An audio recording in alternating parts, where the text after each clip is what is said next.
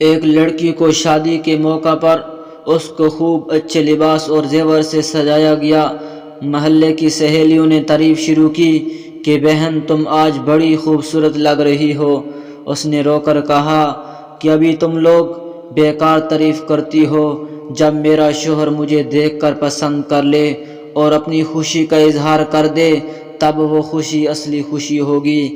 معلوم نہیں اس کی نگاہ میں میری صورت کیسی معلوم ہوگی، تمہاری نگاہوں کے فیصلے میرے لیے بیکار ہیں۔ اسی طرح بندے کو مخلوق کی تعریف سے یا اپنی رائے سے خود کو اچھا اور بڑا نہ سمجھنا چاہیے، کیونکہ میدان محشر میں حق تعالیٰ کی نظر سے ہمارے کیا فیصلے ہوں گے اس کی خبر ہم کو کچھ بھی نہیں ہے۔ پھر کس منہ سے ہم اپنے آپ کو موت سے قبل اور حسن خاتمہ سے قبل اپنے آپ کو اچھا سمجھتے ہیں۔